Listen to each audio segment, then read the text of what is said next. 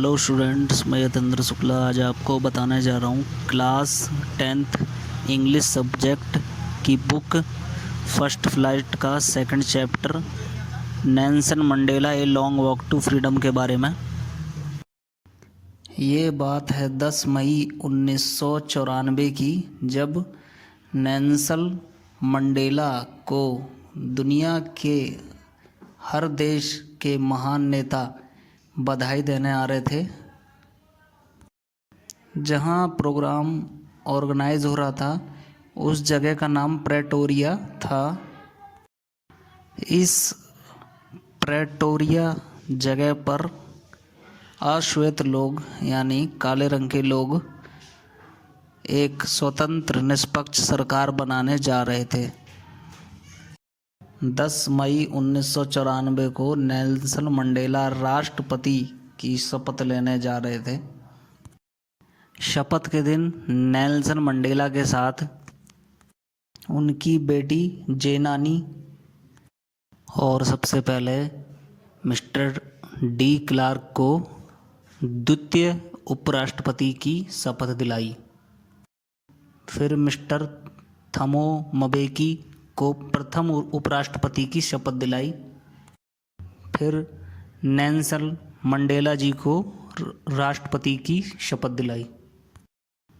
Students ध्यान रखें, ये नेल्सन मंडेला की ऑटोबायोग्राफी है जो उन्होंने खुद लिखी है।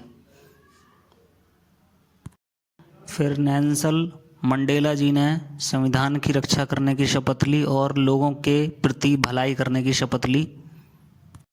फिर नेल्सन मंडेला ने भाषण दिया और इस भाषण में कहा कि दुनिया भर से आए हुए मंत्रीगण और वीआईपीओं को मेरा सादर नमस्कार।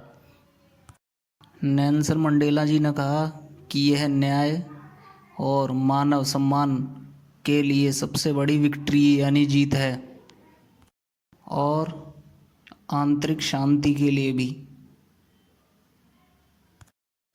नेल्सन मंडेला ने एक और शपथ ली कि अपने देशवासियों को गरीबी दुख से स्वतंत्रता दिलाने में वह सहायता करेंगे।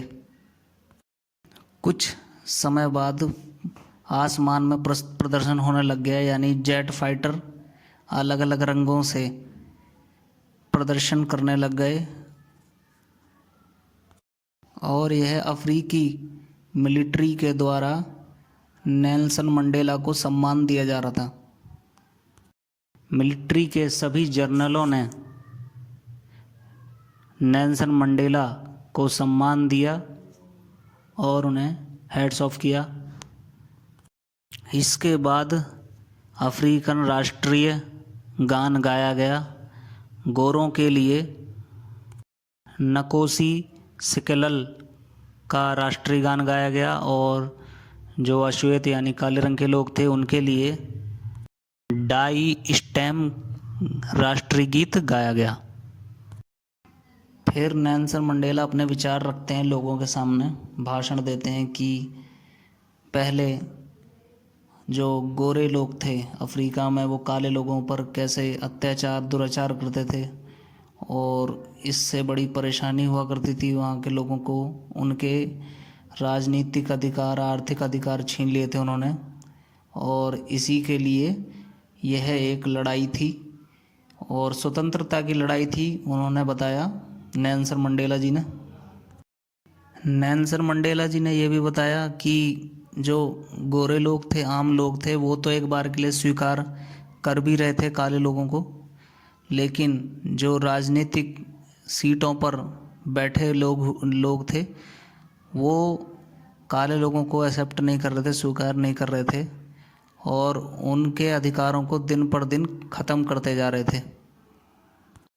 फिर नेल्सन मंडेला ने कहा लोगों से कि हमें उन स्वतंत्रता सेनानियों को भी याद करना चाहिए जिन्होंने अपनी शहादत दी है स्वतंत्र करवाने में हम काले लोगों को।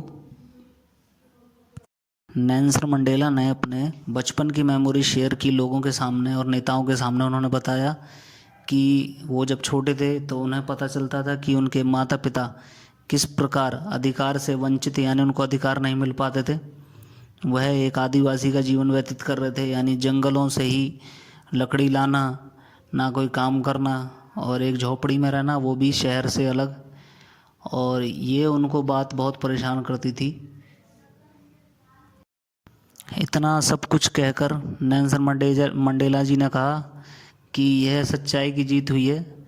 मैं ये नहीं कहूँगा कि गोरों की हार हुई है। उन्होंने कहा था कि सच्चाई की जीत हुई है, क्योंकि कोई भी मानव हो, मनुष्य जाति हो, उनको सबको स्वतंत्रता, फ्रीडम की आवश्यकता होती है। तो कैसी लगी आपको यह स्टोरी? आशा करता हूँ आपको स्टोरी पसंद आई होगी। अगर स्टोरी पसंद आए इसे कमेंट, शेयर, लाइक ज़रूर करें। धन्यवाद।